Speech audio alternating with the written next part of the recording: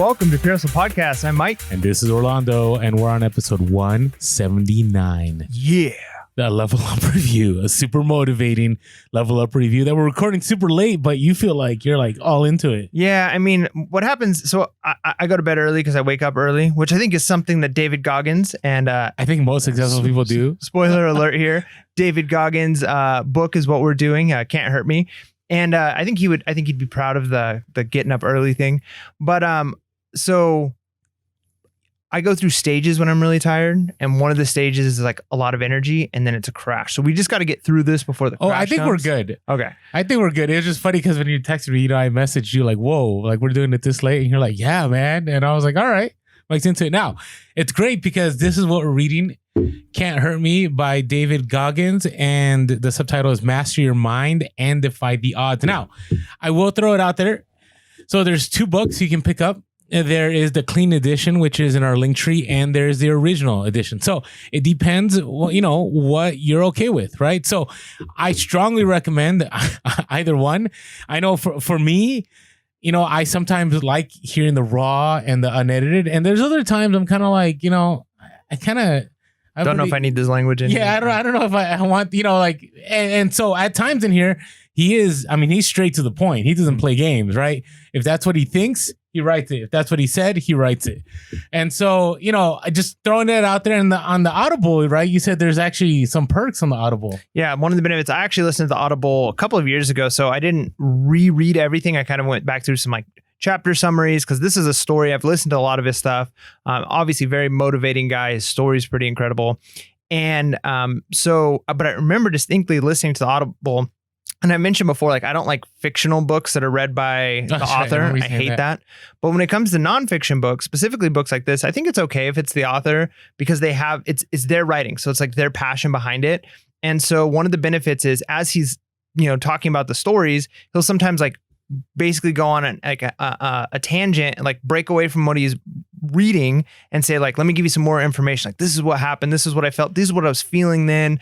What more could he add? Because when you read the story, first of all, the guy has an incredible memory because, I was thinking there's parts and we'll talk about it. Like he's 8 and he's remembering things. I don't remember much when I was 8.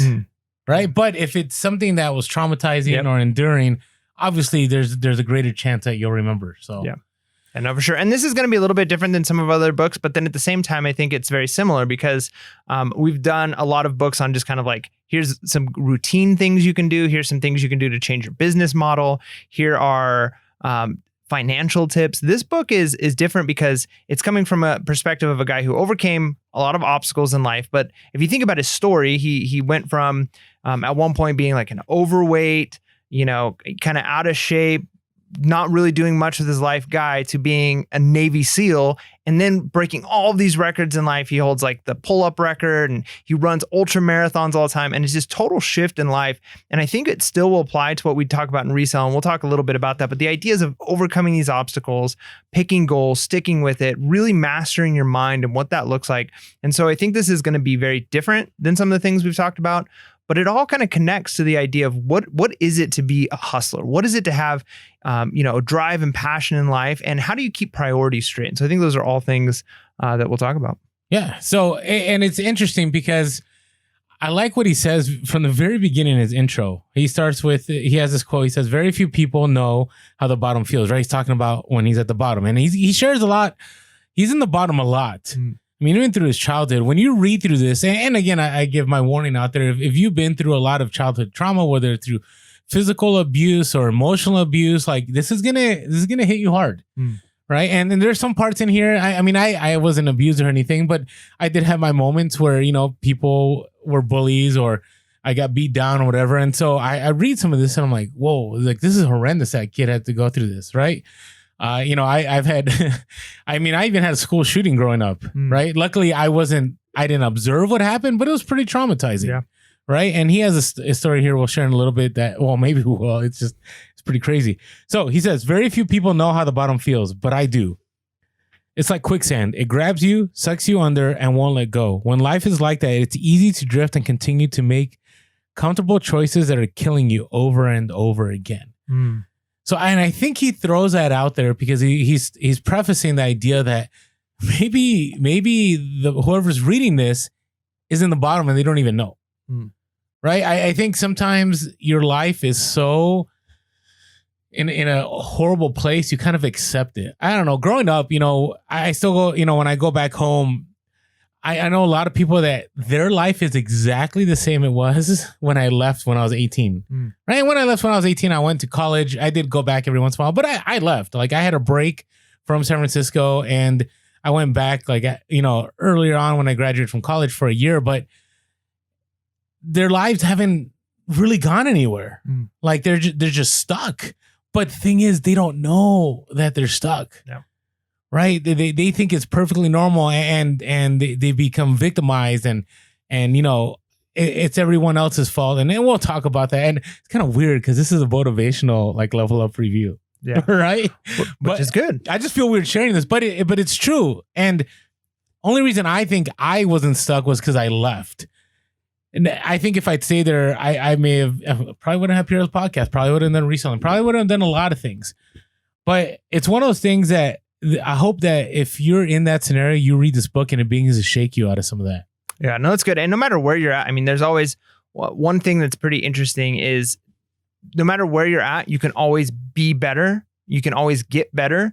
And maybe you're at a place where, I mean, everybody's got different goals. And I've actually listened to, I'm pretty sure David Goggins talk about this on a show one time. It's like, if you've got friends and it's, somebody works the 9 to 5 and they have a lot of family time and that's where they're happy. Like you got to find the place where you're happy. But a lot of times there's at least one area in your life where you feel maybe sense of shame or guilt or suffering and you just kind of don't address it.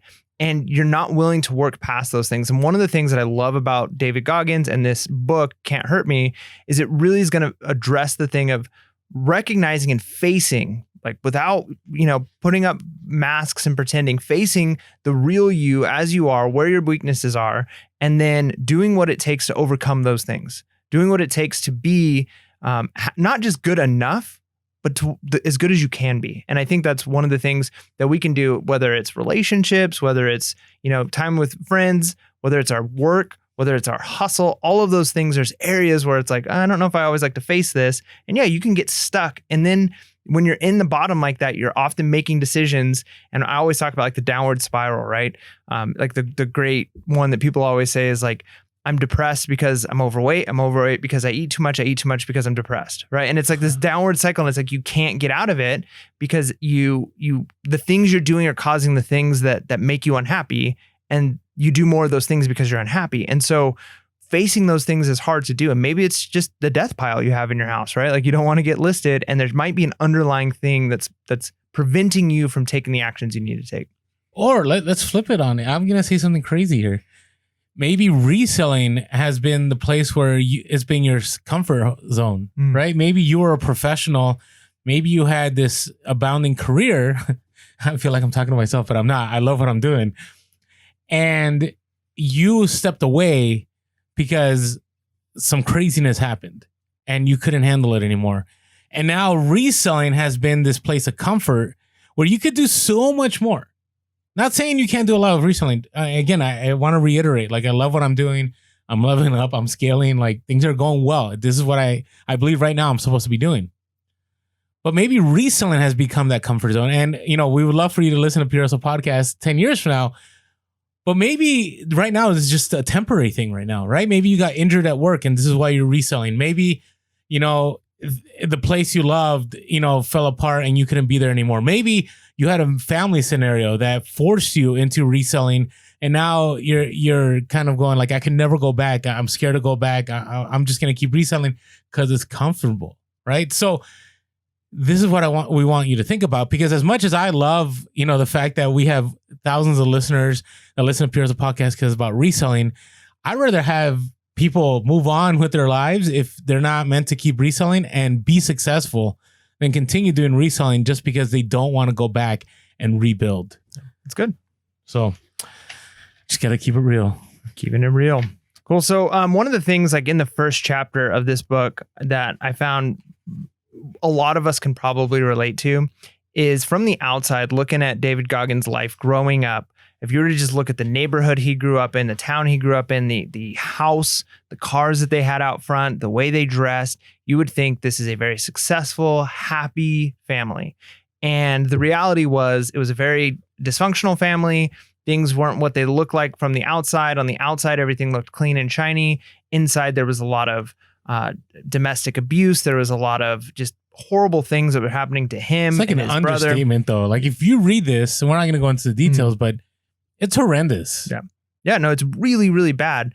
And I think one of the takeaways, because whenever I read things like this, especially when it's like a biography, is one, I want to know the story because it helps you know that person a little bit better and what they're going through. But I always try and figure out like, okay, what's the real theme? What's the lesson that I can take from this? What's the thing that I can say like, what truth? Because in almost everything, there's elements of truth that are just like general truths about humanity that we can grasp and look at and say like, okay, how does this affect me? And one of the things I took from that is, and I think all of us can relate to this, is things aren't always what they look like on the outside. And oftentimes people like to put up a facade. Maybe it's the car they drive, it's the clothes they wear, it's going out of the house and smiling when you're around your neighbors, but then you close the door and things aren't okay. And that could be the specific situation you're dealing with, or maybe that's just like a metaphor for other things. Maybe it's your finances, right? We talked about that with our last book, where you have all of the nice things, but you're so far in debt. Nobody sees what's happening behind the scenes. And I think the takeaway from this is you can focus on the things that people see on the outside. You can care what other people think, or you can get real with yourself and say, I want to fix the real me, the real situation, whether it's my business, my relationships, myself, my physical self, whatever it is, my emotional self. I want to fix those things and actually live a happy life and not a fake happy life. And I even see like, all the time, whether it's people reselling or other things where there's advertisements, they're trying to like hook you into this like dream life and you'll have this car and you could travel. My favorite one's the automation one. Have you seen the Amazon automation?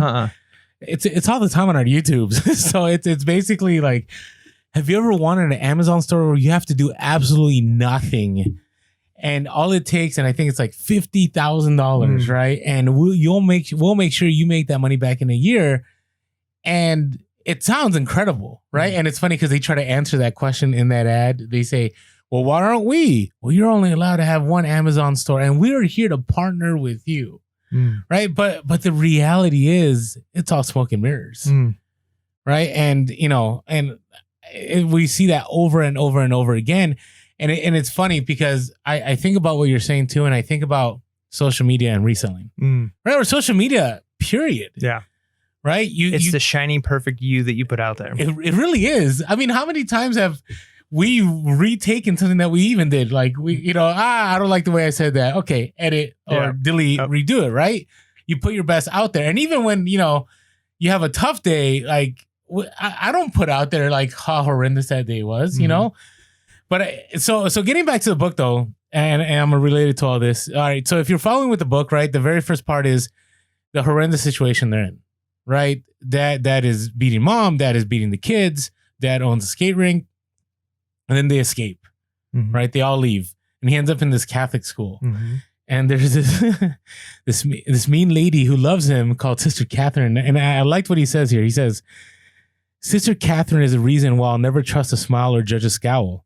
My dad smiled a hell of a lot and didn't give two blanks about me. But grouchy Sister Catherine cared about us, cared about me. She wanted us to be our very best. I know this because she proved it by spending extra time with me, as much time as it took until I retained my lessons. Gosh, so good. It is. It's really good. Because we're so I'm even conditioned to like look at people and covet at times and go like, I wish I had that perfect life.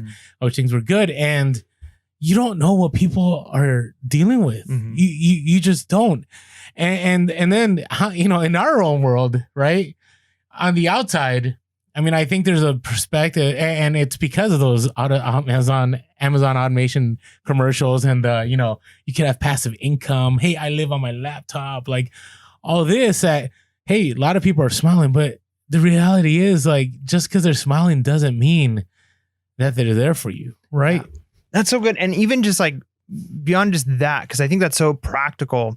But then even we've talked so much in our podcast, and you're really good about talking about this when it comes to, networking and all of that, is actually developing relationships with people and putting the business aspect of it behind and putting that second and really developing a friendship with people, being kind to people. And sometimes you lose money, right? It's like not necessarily you lose money because you buy a bad deal, but you might not make a deal with somebody and it might be months or years before that relationship pays off, if it ever does. Or you lose money with the time that you spend. Yep. But the thing is, there are so many people who will smile. I mean, the good salesman comes to your door with big old smile. But the thing is, a lot of people can see through that, but some people can't. There are people that I know and I've gotten to know over the years that it's like, man, they just seem so likable, but they're fake. And the more you get to know them, you're just like, I can't, like, it's all show. And people who don't know them don't see it. And you almost watch other people being fooled by it. And it's like, no, you guys are being fooled. This person is fake. And then you see other people, and I think maybe I'm more guilty of this on this end. I tend to, I don't always come off rough, but I'm not as friendly all the time towards, I'm just not social. I'm more introverted. I don't like seek to go out and like make lots of friends and smile and small chat and all of those things.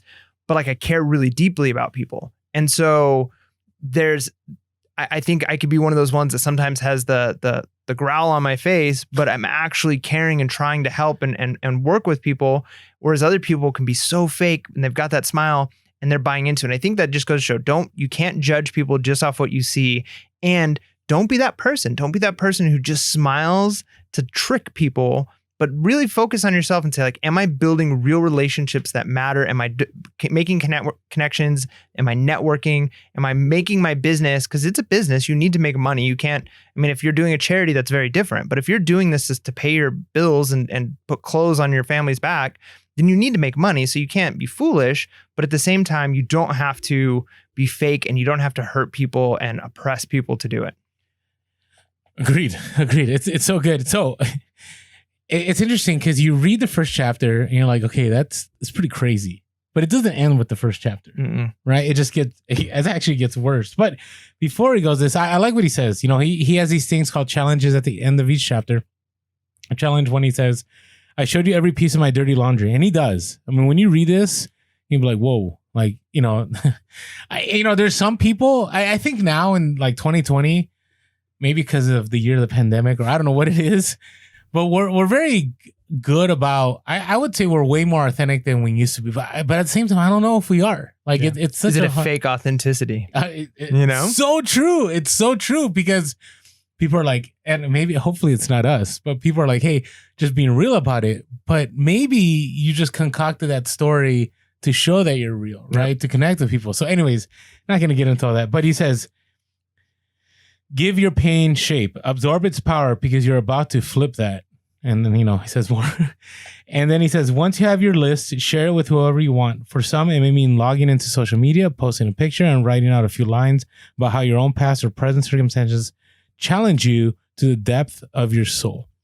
And I think that's good. And I think even reselling, that's good. Like sharing your challenges, even DMing, other resellers and saying, hey, I am struggling with this, because it could be a pretty, you can be very by yourself, right? And feeling that there's no way out, right? Or you're thinking that you haven't experienced this, and not just reselling, it could be anything else, but there is something therapeutic, not about, you don't have to go out and share laundry. I personally, I don't know if I could post any, me, I'm not very big on sharing my personal life on social media. Or, Mike and I have had this discussion multiple times. Mike's like, why don't you have more pictures of your family? Why don't you do this? And I'm like, no, it's all business, all business, all business. But you go with your comfort level, right? You share what you can, and there's something therapeutic about it. So that's his challenge there, that whatever pain you go through, you share with somebody. And so you're able to, I wouldn't say he's saying healing, is just give that pain shape so it's something that you can handle. Yeah, I think that's really good. And whether or not you do it where other people can hear. And I think there's a benefit to finding, even if it's just one or two people that you share your story with, but even actually writing it out, because sometimes people have never actually faced their past and what they're dealing with. And I know over the years, I've kind of done that, like just in conversations I've had with my wife, like just random conversations. And I really start to like hash out like pains and struggles that I've had in my past and like hurts and things like that. And it's like, wow, I've never put this to words. And like, now that I'm finally having this conversation, like I feel better. Like, I feel like I didn't even know I was kind of carrying this weight on me. So yeah, I think that's a good challenge. And by the way, we're not licensed therapists at all. Always consult a professional. Yeah.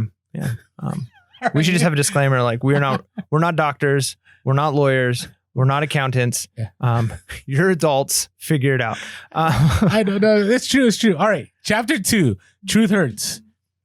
So do you want to start? I got some lines already. I'm trying to see if you have the same thing I do. Well, see, I don't have quotes. Because, that's right, because you did Audible. I Audibled it a couple years ago, and then I just kind of did like summaries to like refresh my mind on the stories that happened. And maybe I'm going too far, and you'll have to like back up to some of these quotes. But the crazy thing about this part is he's gone through so much. Things kind of got better. He's spending time with grandma and grandpa. They're living there. And school's hard for him, and he's like really, really struggling to do well in school. And finally, he gets this adult male figure in his life who kind of replaces that dad figure for him that he never had, right? And it starts to change his perspective. He starts to have a little bit more positivity. He sees his mom being happy and being treated well, and through a crazy series of events, things are going well. He finally has some stability in life. And I think we all can relate to that, like the need to have some kind of stability, whether it's a friend, family, parent, something in your life.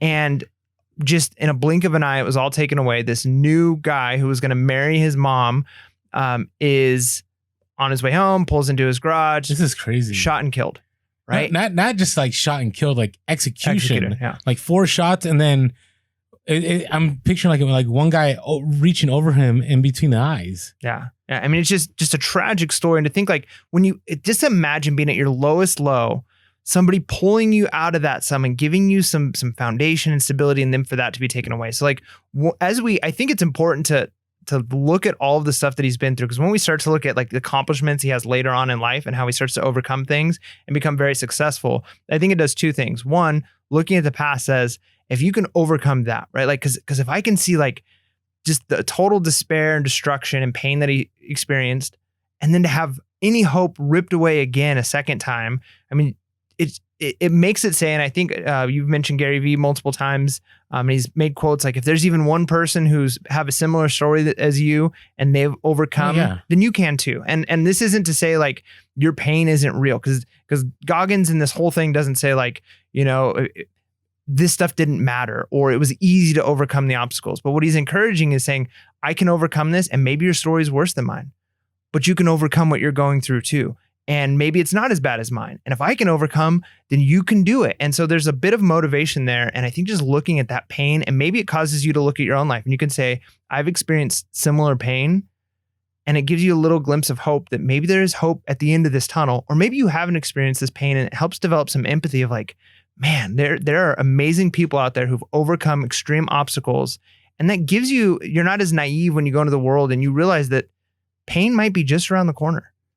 And that time might come, and it's going to be hard, and it's not going to be easy, but you can overcome it. Well, what I love too, I rewind a little bit earlier, chapter 2, is he destroys the myth that money solves everything. Right? And as resellers, and Mike and I have been very big about that. While we love scaling and we love making money, that money isn't ultimately going to bring us continued joy. It might bring happiness. I don't think there's anything wrong in saying that money brings temporary happiness. I think it does. You get a nice car, you move into a house, like it can buy those things. But you notice his life actually wasn't so bad on the outside. We talked about that because his father ran a skating rink, right? Mm-hmm. And they were making a ton of money. And, he had talked about how his mom had like fur coats and had rings and, mink coats. So mink coats they're money. Like I remember when I worked at Marshall Fields, people would try to shoplift them, or sometimes we get people that had razor blades in their fingers, and they would like people that were against, using the animals for fur, and they would just slice them up, and it'd be like $20,000 coats. So we're not talking about, this is like a vintage starter jacket, $200. We're talking about coats that are worth as much as vehicles, right? And so he says in the beginning of the chapter called Truth Hurts, he says, when money was good, our lives were defined by trauma. And I had to think about that. Like that's terrible, right? And I think we all know this to be true, but sometimes we get lost in this fact that, as a reseller, as long as I keep making more money, it's going to prevent anything, traumatic, or it's going to help me deal with anything. But the reality is, like, you get punched in the face, it's still going to hurt, right? What you do with it after you get punched in the face is a key part. And then, his story is not done because he says, once we were free of my father, we were swept under by our own PTSD level dysfunction and poverty. Right. And so continuing on, right, going through the story, his mom meets this individual who was a great guy, and the guy was living, I don't know, a double life or something. He doesn't even explain what happened. The guy just gets assassinated and it's done. So the trauma continues for him. Right. And then he says later on in the chapter, everything I did was to get it. So basically there's a part 2 to the story. Do you remember what the part 2 was? Yeah. Well, I mean, after all this happens, they move back and forth a few different times to different places. And he ends up, he kind of goes to a town, and there's a lot of like people who treat him poorly because of the color of his skin. He deals with some racial slurs, all of these things. And so he begins to change the way he acts and dresses because he wants attention. He wants people to like look at him. And he even makes a comment at one point. I don't know if this is what you're going to read right here, but he makes a comment that he literally was trying to get a reaction out of the people who hated him most. That's exactly what I was going to read. I'm sorry. and that basically he hated. And so he made his whole life. I remember listening to him on Joe Rogan at one point, and he said, like, I literally was like a clown. I did the craziest stuff. I don't know if he talks about in the book, but at one point he shaved his head, like did the backward shave where he shaves the top and not the sides, right? He just did crazy things in order for people to look at and go like, you're weird. And he wanted to be that weird because to him, it gave him some sense of control and power.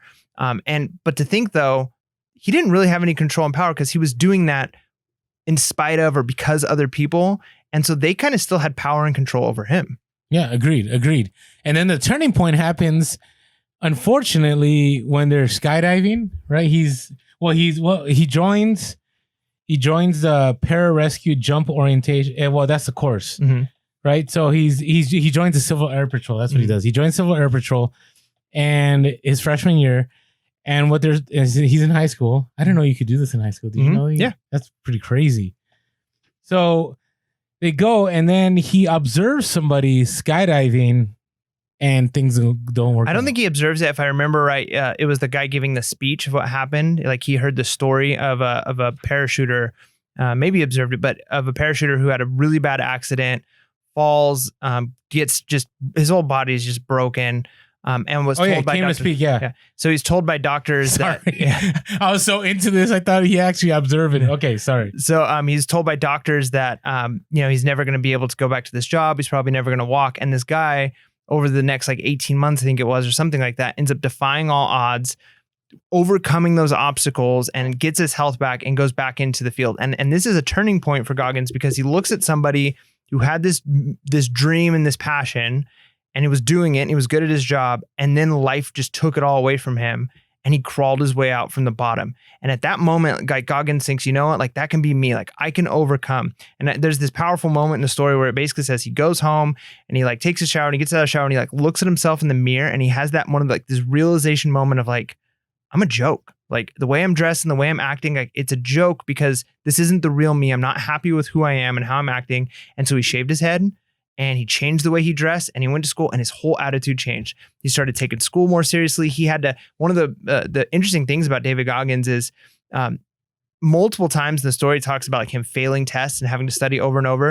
And I know at one point when he was studying for a test, he literally would write out the entire chapter of the book like 5 to 6 times before he'd move on to the next one. He just like repetition, and he had to study harder, and he had that obstacle, but he just took it seriously because he realized like he needed to overcome. He needed to find the success and actually take real change and ownership. And that's how many areas in our life do we need to do that? And it could be anything. Like, I'm not saying like you need to be just like somebody else. Like if they have a certain amount of money, you need to face yourself in the mirror and say, I need to be like them, or I need to, but there's something in your life that you know deep down. I think we all have it, no matter how far we've come in life, where it's like this part of my life actually doesn't make me very happy. Like I'm not happy with this part of me, but we mask those things. I even just think for me, like it's being in silence. Like I think our culture, like it's such an amazing thing. 21 Pilots, a band I really like, has a cool song about this. And it's the idea of like their car radio got stolen. And so driving forces them to think all of the thoughts in their head. They don't want to think. And so they just want to get the car radio back because we can drown out reality by just listening to podcasts, watching YouTube, watching the news, going on social media. We're always entertained, but just sit in silence for like 10 minutes. And it gets uncomfortable, right? Because you're starting to force to face who you are. And unless you do that, you don't know what you need to fix. You don't know what it's like, you know what? Deep down, like I'm not happy with my education. Like I know I can learn a little more and I didn't try my hardest, or I'm not happy with my relationship I have with my brother. I haven't really tried to mend that, or I'm not happy with, how my wife and I's relationship. I'm not like, whatever it is for you, if you don't face those things, you don't know what needs to be fixed and to overcome and say, you know what do I need to do to actually be the best I can be and take ownership, and not blame other people. Because even though David Goggins talks this whole time about how terrible his childhood was, at this point, he looks at himself in the mirror and he says, it's my responsibility. It's my life. I have to fix it. Well, and what I love the fact that this was a turning point. I mean, this guy, he mentioned how the guy, when he landed, right, he bounced like a basketball like 3 times, like his whole body, right? And the guy still survived. And he says, for years, I was obsessed with the story because he survived the impossible. And I resonated with the survival, right? And there's a key phrase in there, resonated with his survival. And I really believe the fact that so many people listen to individuals that go from, rock bottom to back up and then to rock bottom and back up again is because we all need to find somebody in that similar scenario, right? Mm-hmm. And reselling, I think it's very powerful because all the time, the stories that really impact me are the ones where it's like, hey, I did Amazon and I lost $100,000, but now I figured it out and now I know what I'm doing, right? Mm-hmm. Or I did eBay, or we talk about Dave Ramsey. Dave Ramsey has been a millionaire twice, right? I mean, it's like if he could do it once, he could do it again. And so whatever scenario you're going into and you're trying to go through it, if chances are 100% that somebody else has gone through that scenario, find someone that has gone through it and has been successful on the other side. I think that'll be 100% useful. I can tell you for myself. I mean, I'll just speak real quick. I went through a horrendous divorce, right? And what I needed to hear wasn't, I didn't need to watch more reselling YouTube or whatever. I needed to hear from people that had been through the same scenario, right? And I had some friends that had been through scenario. They made it through. Now they're great. They have a new family. Things are good.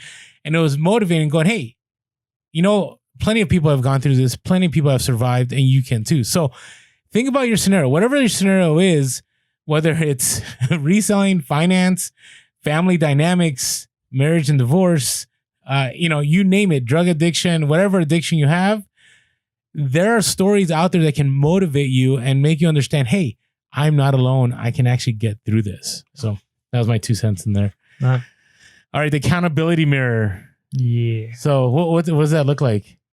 Yeah, I mean, one of the things, and if I remember right, that he started doing, and I don't know if he talks about it this part of the chapter, but he actually started like writing notes and putting it up on the mirror of like things he needed to do, like today, this week, like I need to fix these things, right?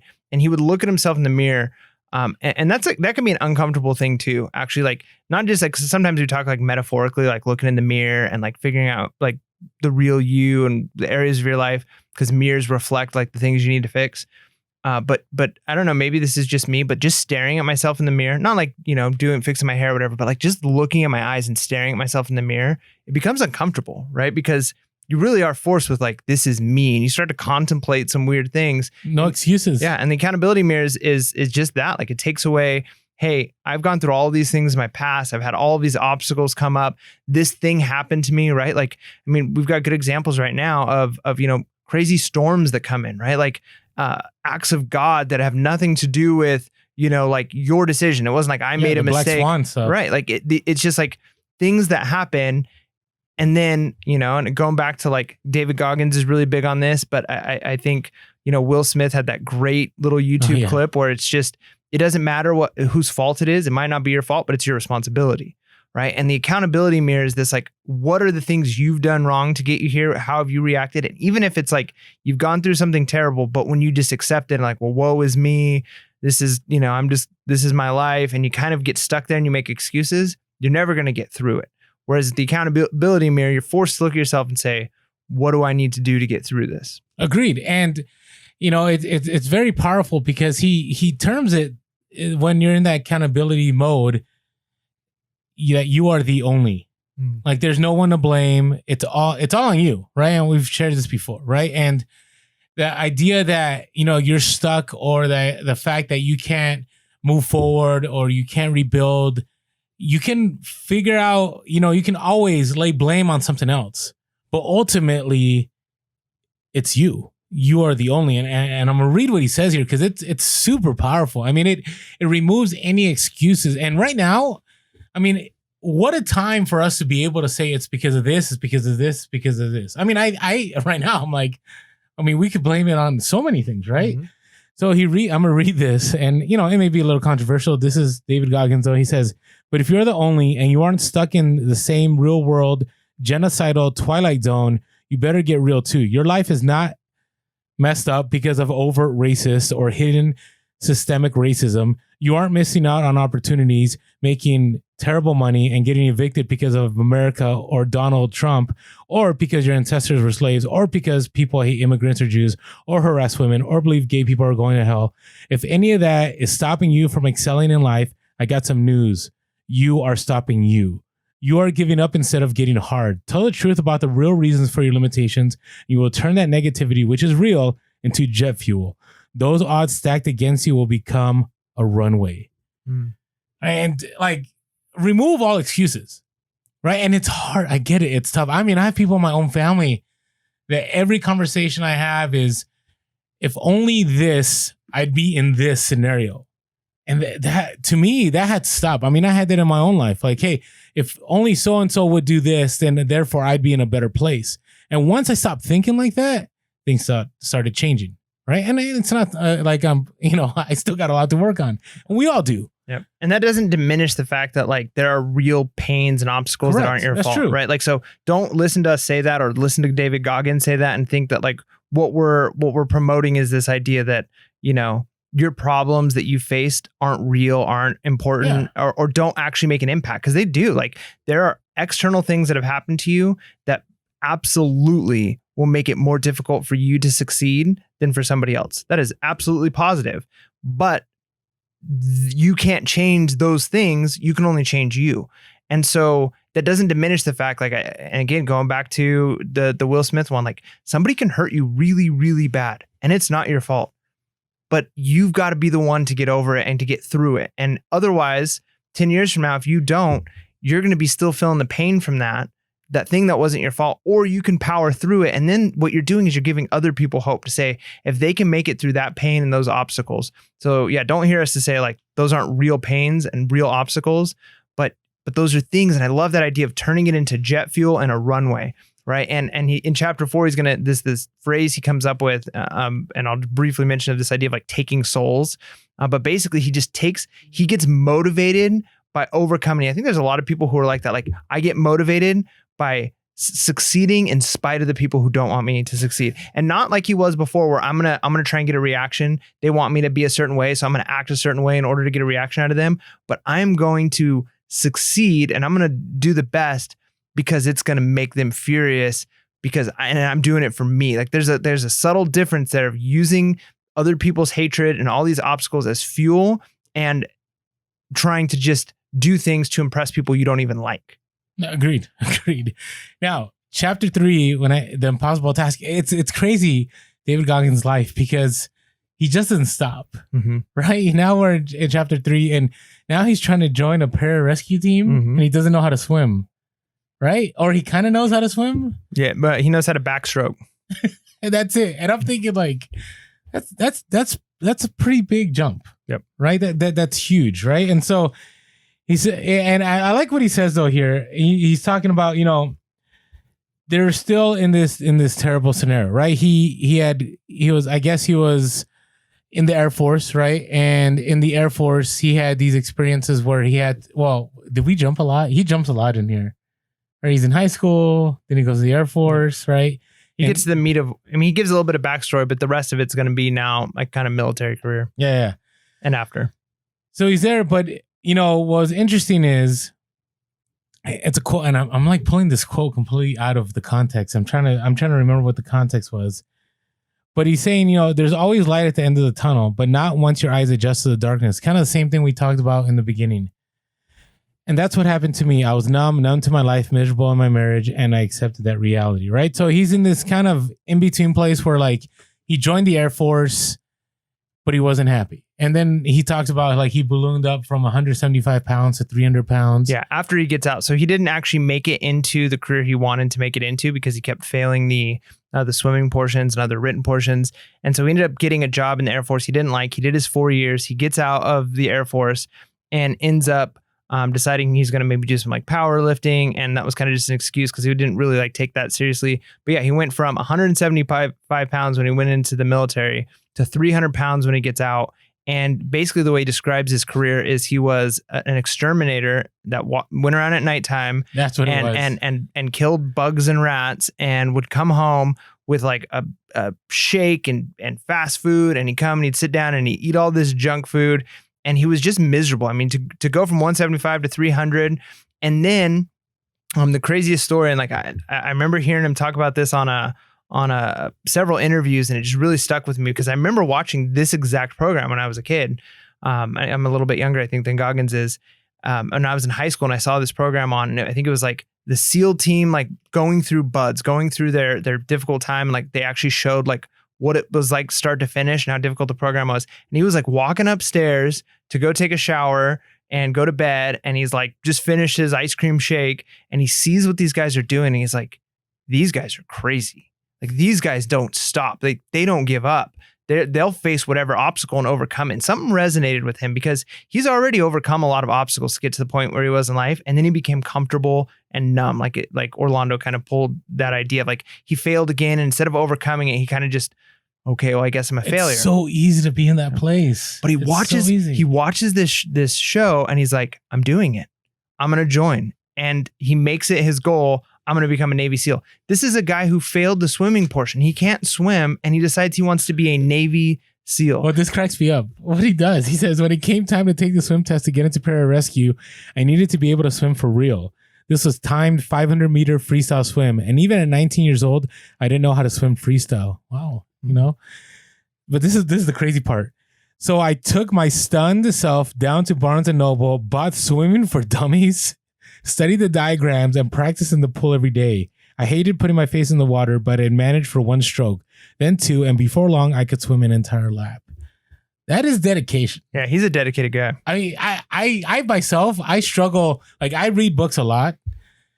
But to read a book to learn how to swim, like I need somebody to show me how to swim, right? This guy took it upon himself. And from reading, I didn't even know there was a book, Swimming for Dummies. I guess there's one for everyone, right? Yeah. I know there's podcasts for dummies. Maybe we need to read that one. I'm joking. All right. So he takes it from there to Navy SEAL level. Yep. Like that's huge. Yep. That's pretty intense. Yeah. And nobody would even give him the time of day. He calls all of these recruiters, and because he'd already left the military and he'd be rejoining it into another branch, most of the recruiters didn't want anything to do with him. The one guy talked to him. It's like, well, you're 300 pounds. Like, nope, not going to happen. And he finally found a recruiter at a recruiting station that was like, yeah, you could do it. I'll help you get signed in, but you're going to have to lose 100 pounds in 2 months. 3 months. Was it 3 months? Still, that's a lot. So, but here's the thing though.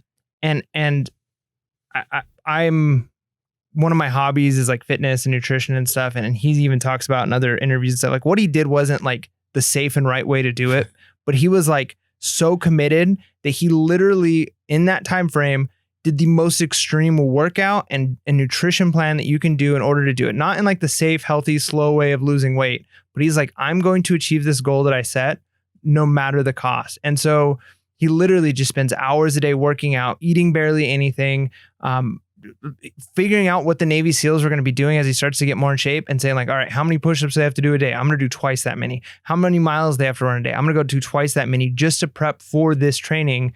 And that just shows dedication to go from a person who's already had a military career, got out 300 pounds to saying, I'm going to do one of the toughest jobs in the entire military, probably in the entire world.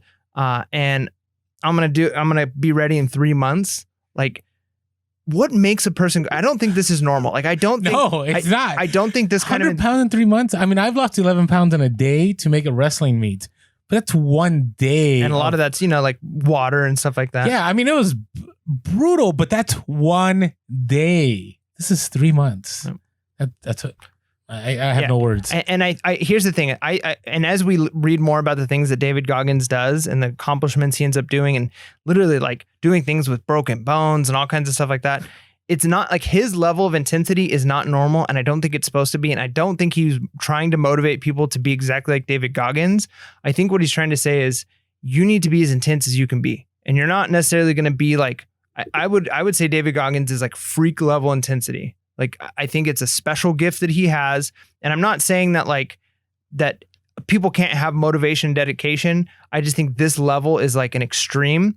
But I think if you can have just 10% more, 50% more dedication and intensity than you have right now, the benefits you're going to have are going to be insane. And you can look at a guy who is the living example of really what we would say like the 10X rule, right? Of saying like, I'm going to do this bigger, better, stronger than anybody else can do it. And just goes to show like, if you could apply that much intensity, the results you could get are just, they're limitless, but you have to be willing to put that kind of intensity into it. So before we move on, we need to talk about social media. I got to, but hey, if you haven't had a chance yet, you can always follow us on TikTok, Instagram, and Facebook. I don't know how much longer. I think Microsoft bought TikTok. So I think we have to keep making those cringe videos. So we are Pure Hustle Podcast on all 3 platforms. We are Pure Hustle Cast on Twitter. If you ever need to watch us on video, which you should, we drop videos every once in a while. It's just get to know what we sound. I always like, hearing what people thought about what we looked like. I always think that's interesting. So you can subscribe to us on YouTube and make sure to hit that bell notification. Bing. You can always give us a call at 619-73-1170. That's at 619-73-1170. And you could shoot us an email. And we apologize if we've been a little behind on the emails. It's been a busy time. Yeah. So we're getting there. So we're recording so late. So purehustlepodcast@gmail.com, purehustlepodcast@gmail.com. And always, we are grateful for the donations. They help us a lot. Like right now, we're down a sponsor and hopefully we'll get one back, but they help us fill in the gaps whenever, we're in those scenarios where, we're like, oh, that was nice to have that little income to take care of things here and there. And now we don't have it. So thank you so much. Thank you for the shirts that people keep buying. And as always, want to say thank you for the reviews. And I want to read a couple of these reviews because some people are just trying to be comedic, which I think is great. And they're getting really creative. And others are, they're all good. That's the thing. They're all good. So let me get to someone. And where can people write these reviews, Mike? Yeah. So go to iTunes. iTunes is the big platform, right? It's the most powerful platform as far as podcasts go. And leave a review on the iTunes podcast site for us. Even if you can't write something, we read everything that's written and it really, really motivates us. But just giving us those stars helps other people to find us, helps in the algorithm. And if you're a reseller and you know how the eBay algorithm works, you know how important it is. Like you doing a star for us, like giving us some 5 stars. You giving us just one. You giving us some love is like getting some listings onto eBay so we can get sales, right? Like that's how much it helps us. That is true. It's very true. Triggers the algorithm. Now, so this is a light one here. It says this is from Titos Quistos Mañana, and they said, "Grab your brain diaper. Mm-hmm. Get ready for the knowledge dropped on every single episode. I always look forward to Sunday and Wednesday, and Mike and Orlando never disappoint." I'm going to have to make a sound clip of you saying, "Get on your brain diaper," and put some music to it. In my entire life, I've heard that terminology. Like that's refreshing, I guess. I don't know if I'd use the term refreshing for it. I think it's a cool phrase. I'm going to use it a lot more often now. I can guarantee you as a middle school teacher, I will be using brain diaper a lot. It's a great phrase. All right. Next one is from Erica Don Posh. So we have some people that sell on Posh. Nice. And so we appreciate you guys because we need to talk more about Posh because we do sell on Posh too. I've been listening for a while now, and this is my go-to podcast for all things reselling. Really real and really relevant. Lots of tips and bolos and ideas from the beginner to the seasoned seller. That's why I always appreciate because I always hope that, we're able to reach everybody. Yeah. Thank for always keeping it chill and informative with humor and helpful hints to make reselling fun and lucrative. Nice. Please please keep up the awesome work. And then thank you so much, Erica. And one more from IVOL for fun. So I vol for fun. I don't know. Okay. Thank you though. It says, what a couple of reselling guys. I love this podcast. I'm not a reseller, but it fascinates me. I love those reviews. Huh. Right? Because I always wonder what is behind the scenes going, hey, I really want to listen to this reselling podcast, like, right? Like, so appreciate you writing this. Said, I found the podcast through watching YouTube picking videos. These guys talk reselling and there's banter, but not too much. That's good to know. Sometimes we go a little far. Yeah. They are both well educated. Well, thank you. I know how to use grammar, except I lately can't pronounce words. I got another one. It's all right. Parcel and parcel. Yeah, parcel. Yeah, it is parcel. I don't know why I said parcel in the Instagram, and somebody commented to Orlando, not trying to be offensive, but it's parcel, and they did the vowel sound, and I was like, all right. Yeah, if you're gonna say parcel, I feel like you have to like say it like French. Parcel. There you go. Parcel. It is a joy to hear them pronounce words correctly, well, most of the time, and make the subjects agree with the verbs. Well, that's great. Yeah, that's good. English teacher here. I'm a humanities guy too. I'm a history guy. I'm a grammar nerd, parentheses snob. Anyways, listen and learn from two resellers who are walking the walk. Well, thank you so much. I really appreciate all the reviews. Thank you so much. I know it takes time to think some of these. They're witty, they're creative, and we are grateful. So thank you. All right, back to Goggins here. So that just cracked me up. All right. So what I liked here is this applies so well because I've been contemplating this lately. Actually, I called my buddy up the other day. I said, John, do you think that people sometimes just get lucky in life? Right? Because I think about myself. Like I've hustled all the time, and I've always been like, I've been a department chair and I've been an administrator, but I've never reached like the top of things, right? And eBay and Amazon, like I do well, but I'm not like a guru, right? And I don't know if I'll ever be a guru. I don't know if gurus ever recognize that they're gurus, but I do well, right? And I know other people that like, they go half at something and they end up like finding that right product, or they come across a business deal and they're connected with the right people. And I go, and as I get older, I used to always be that there's no such thing as luck. I still don't think there is, but I'm kind of seeing that persistence, and I've always believed this too, but I see it more. The persistence is the key to get in those scenarios. But I will say there are some people that for whatever reason, they've been chosen to be successful. Yeah. Right? Exception, not the rule. Yeah. Sure. Oh, super. I'm that's probably like 0.0001%, right? I'm not making excuses here. But he says, and this is when he ended up finding somebody that was willing to recruit him. Right? Think about it. He did have to hide that he didn't know how to swim, but he didn't have a lot going on for him, according to him. But he says, but through a combination of dumb luck and stubborn persistence, I found one of the finest recruiters in the Navy. A guy whose favorite task was discovering diamonds in the rough. Prior service guys like me who were looking to re-enlist and hoping to land in special operations. That spoke to me a lot because in reselling, right? How many times have we had major scores because we were persistent, right? We went to the last garage sale, or we went to the last store, or we keep hustling, right? We keep building our Amazon or our eBay, or in life, right? You're trying to find that right job. So you send out, I've told people now, I used to be back in the day, like find the 5 places you want to get hired. I'm more of like find 50 that, you don't know, because you may like someplace and you don't know it, and just send them all out, right? That persistence pays. Or we talked about constantly pursuing the no's, right? Being willing to just keep asking and keep asking, because eventually someone will say yes, right? So I thought that was pretty valuable, because if he was not stubborn and persistent, the David Goggins of this book wouldn't have existed, right? He wouldn't have been a Navy SEAL. He wouldn't have had this great story to tell.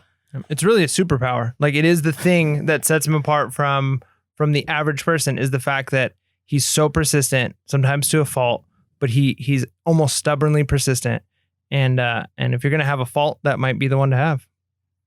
It's good fault to be. Persistence. So, all right. So he makes it, right? And then are we going to jump to chapter 4 here? Yeah. So chapter 4, did you have a good thing for the challenge? The challenge thing, the main one is doing things, even small things that make you uncomfortable, will help make you strong.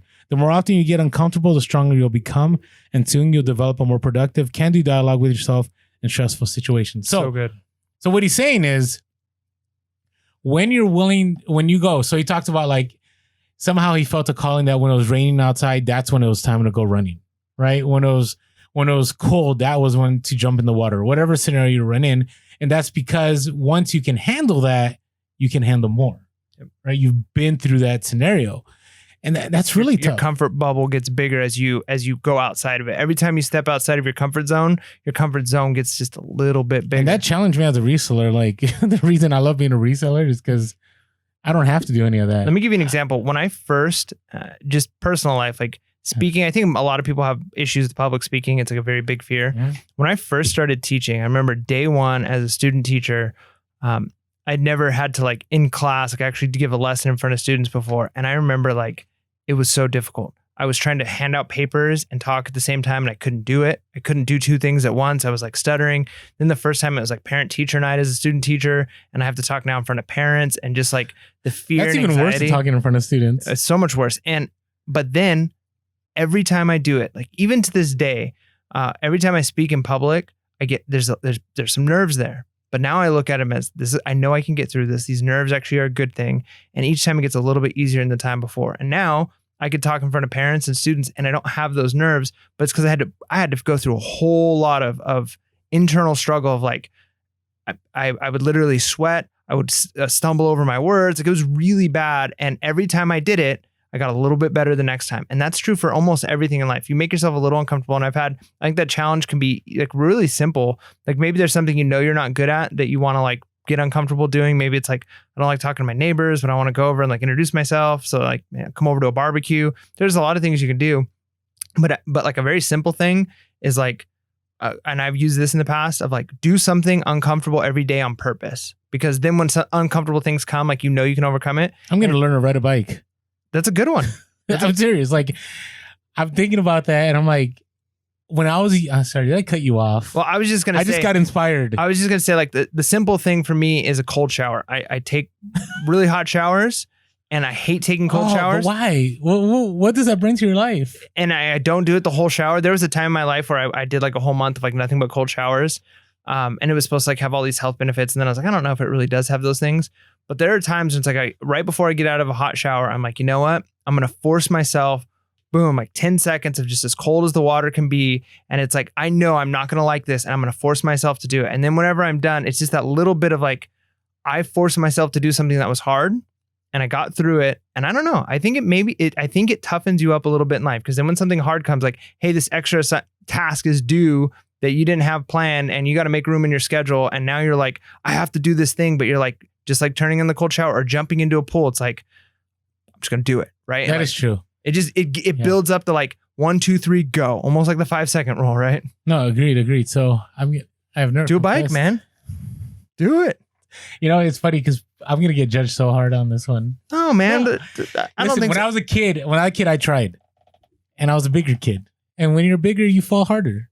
And I remember I tried my buddy, like I was like 12, I think. No, I was younger than that. I was like 9 or 10. And man, I got rocked.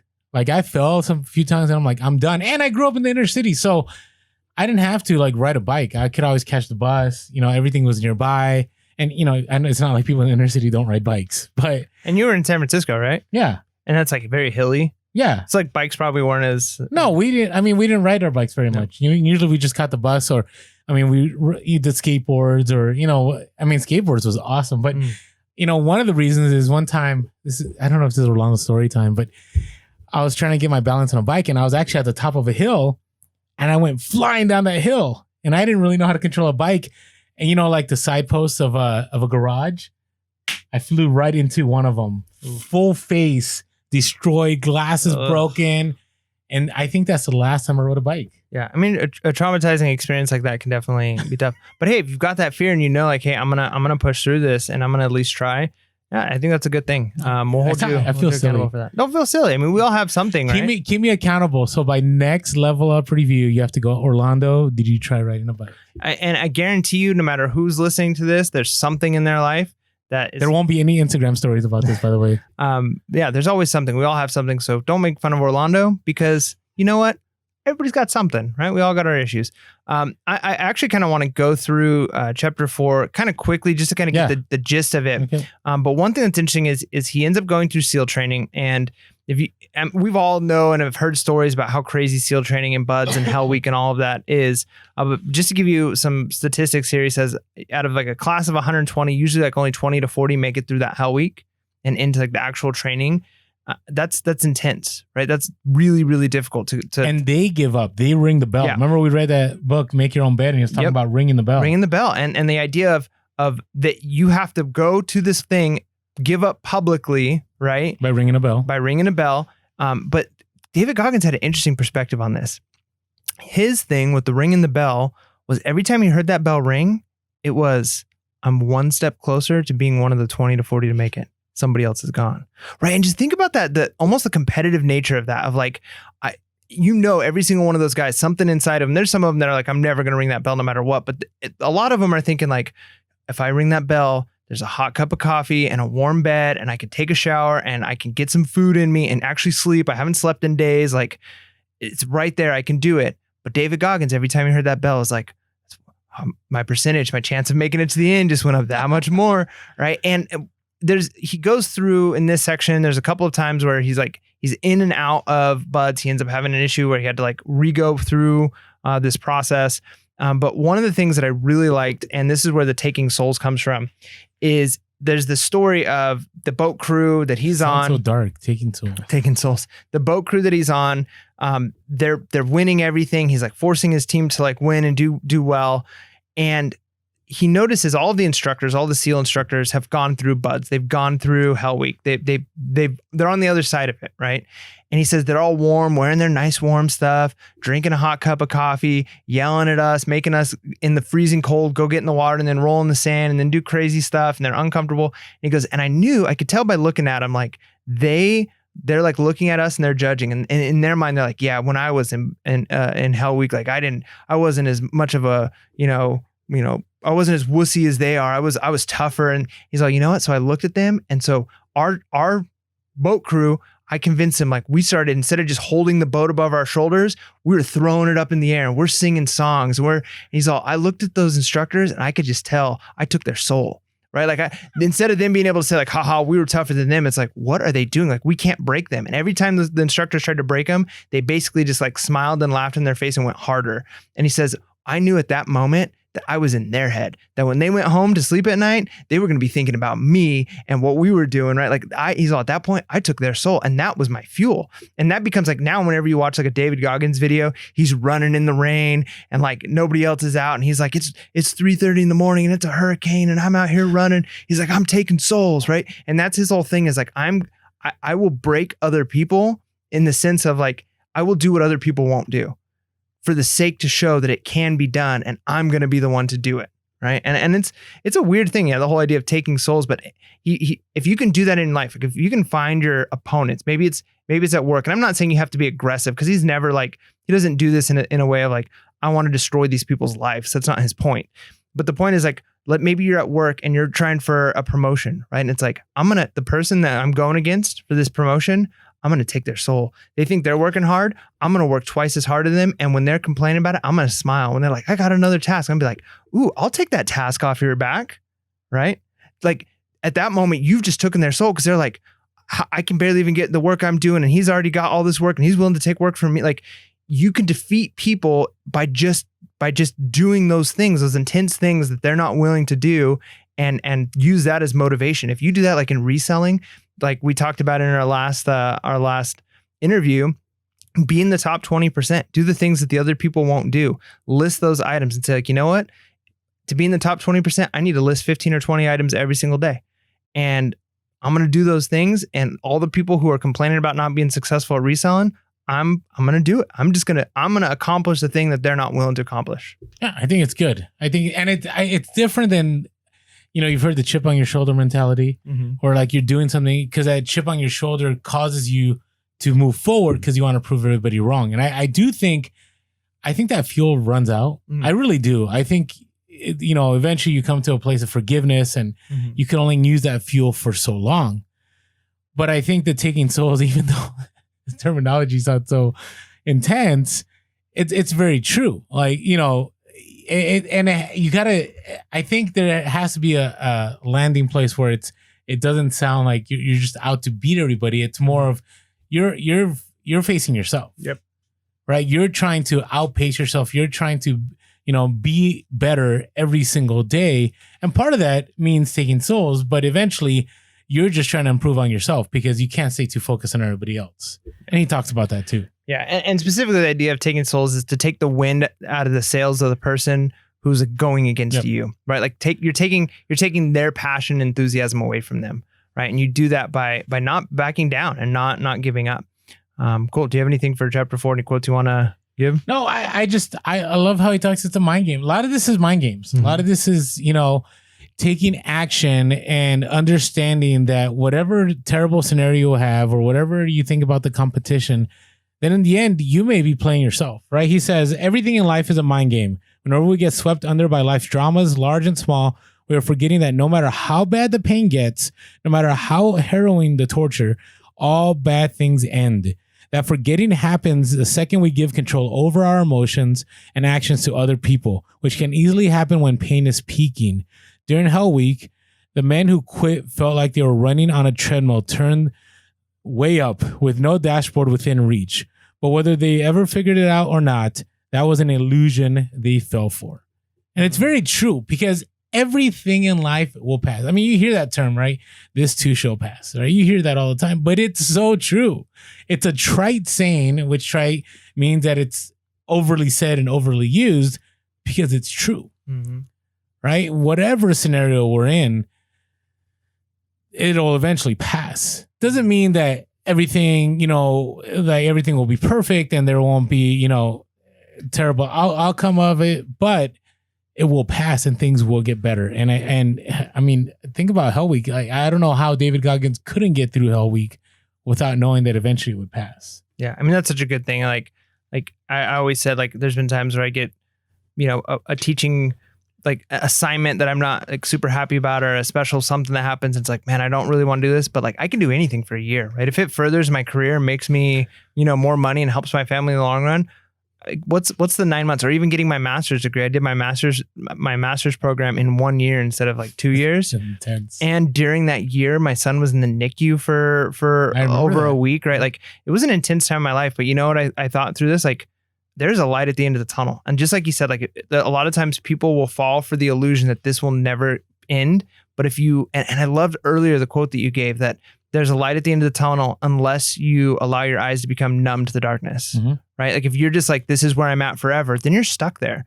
But if you're like, I can get through this, I can get through this death pile, I can get through this family obstacle, I can get through whatever it is, and it's going to take some time, but with the right motivation, intensity, you know, and again, like I always say, and it's a good way of thinking, is like you look back to like 5 years ago and the things that you were worried about and you were losing sleep over, they don't bother you anymore usually. Right? True. Very true. Like you're not like that thing. Literally very true. The thing that I couldn't sleep over and I was up late and I thought my life was coming to an end. Like it doesn't even, I don't even know if I remember what it was. You know what I mean? Like you will get through it. Which leads us to chapter 5, the armored mind. Yeah.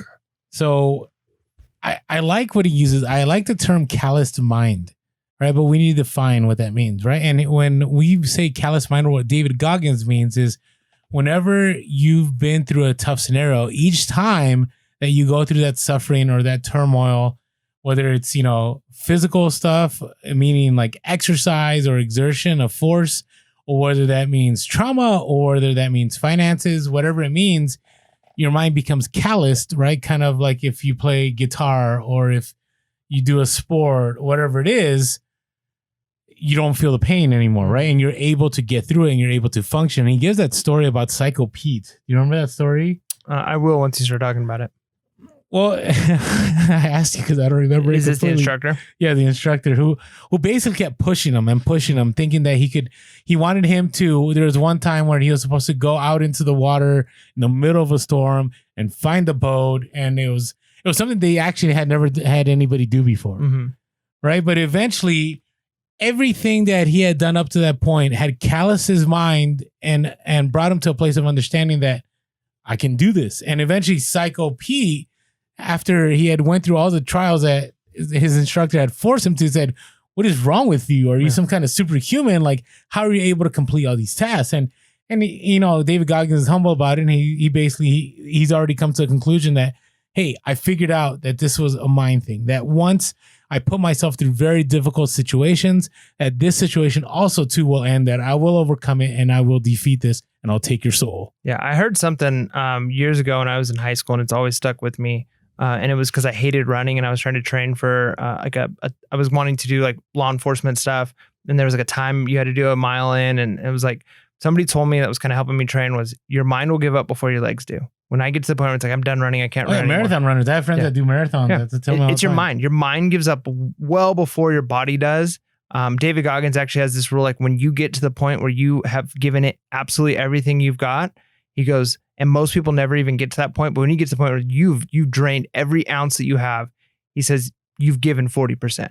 You've only done 40% of what you're actually really capable of. You've got 60% more that you haven't even tapped. But like you set a limiter. He calls it like a governor on an engine, right? Like you have a governor on your brain that says, this is as far as I can go. You put a governor on an engine, let's say it's a car, that car might be capable of going 150 miles an hour. They set the governor to 90 miles an hour. Try as you might, you got the pedal to the floor, you'll never go over 90 miles an hour. You take that governor off, all of a sudden it can actually reach its potential. And we have that kind of governor in our brain, at least is what he's arguing, and having that calloused mind and getting through it. And one of the things that happens with Psycho Pete is he's pushing David Goggins so much.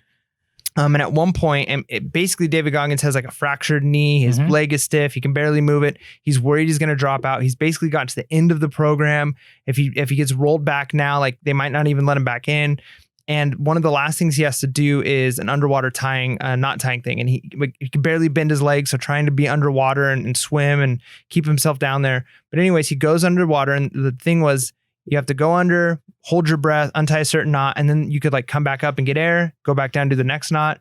And he does the first two and he goes up, and Psycho Pete is the one observing, and the instructor slowly checks the knot before you're allowed to go up, right? Like it's this whole thing. So you have to sit there and wait until the instructor gives you the thumbs up. You can go up, you can get air, come back down and do the next one. So you're forced to be under, and the instructor's got their oxygen mask on. They're comfortable down there and you're like holding your breath.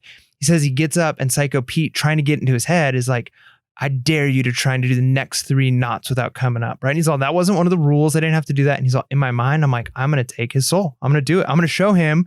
And he went down and he did it. And he said, by the time he got the third one down, he basically was dying. And Psycho Pete was like rushed through checking the knots, like didn't do like the slow, methodical, because he knew he had to get David Goggins back up. But again, he refused to accept, like, I'm not going to let this guy beat me down. In fact, I'm going to beat him down. I'm going to get in his head of like, how is this guy able to accomplish these things? No matter how hard I try, I can't beat him down. And I remember and when I was in high school football, we kind of had, the Hell Week thing. And it was obviously not even 1/100% of what these SEALs are going through. But as a senior in high school, you kind of got to like pick on and haze the, new juniors and sophomores coming in through the program, the varsity program. And it was always in good fun. But, you'd get them in the weight room and make them do stuff. And like the seniors like, come on, you're so weak. Why aren't you do? And I remember there was this one kid, I think he was a sophomore. And he like, no matter like how much we were like, you got to, run faster and stuff, he would just smile at us. And I remembered how angry that made me. And he'd go and do the thing and he'd just smile. And he took my soul, right? Because it was like, I'm trying to like break this kid down and he's breaking me down. Like I'm like, I remember when I was, like, how is he smiling? And he's smiling at me, and that makes me mad. And the fact that he's got control over me and I'm trying to make him mad and he's making me mad, right? And that's what David Goggins does here. And unfortunately, he does end up getting rolled back, and he has to go through the program again, which is a crazy thing. In his final program going through, one of the SEALs or one of the potential SEALs going through the program actually ends up dying in one of the water challenges that they were doing. So, I mean, this program is an intense program, and he basically goes through it twice, and he finally becomes a SEAL. And that kind of is where the chapter ends. But just to think everything that he went through to get here, and the calloused mind that he had to have, all that he's overcome. And he went from not even being able to swim just a couple of meters or a couple of laps in a pool in order to become a pararescuer to now he's a Navy SEAL. It's just amazing. Like, it's crazy. And I love how he sums up the idea of the callous mind and how it got him to overcome Psycho Pete, right? Because he says, Until you experience hardships like abuse and bullying, failures and disappointments, your mind will remain soft and exposed. I don't know. I think that's up for debate a little bit. Like I don't really wish that on anyone, but people that do go through adversity are able to handle a lot of things, right? Life experience, especially negative experiences, help callous the mind, but it's up to you whether that callous lines up. If you choose to see yourself as a victim of circumstance into adulthood, that callous will become resentment that protects you from the unfamiliar. It will make you too cautious and untrusting, possibly too angry at the world. It will make you fearful of change and hard to reach, but not hard of mind. That's where I was as a teenager. But after my second hell week, I had become something new. I'd fought through so many horrible situations by then and remained open and ready for more. My ability to stay open represented a willingness to fight for my own life, which allowed me to withstand hailstorms of pain and use it to callous over my victim's mentality. That stuff was gone, buried under layers of sweat and hard flesh. And I was starting to callous over my fears too. That realization gave me the mental edge I needed to outlast Psycho Pete one more time. Right? And so in all of this, right, the idea is, I mean, there's a lot of takeaways, right? But over time, right, moving into pain, moving into scenarios that we don't like, getting uncomfortable, right? Because in time, it does a lot. It allows us to understand that we can get through things, that there's light at the end of the tunnel. It gives us hope, gives us callous minds, and allows us to continue moving forward, whether it's reselling, whether it's in our personal lives, whatever obstacle is in front of us. So I'm looking forward to our next level up review in a couple weeks. And with that being said, make sure to be real, be relevant, and be reselling. Ladies.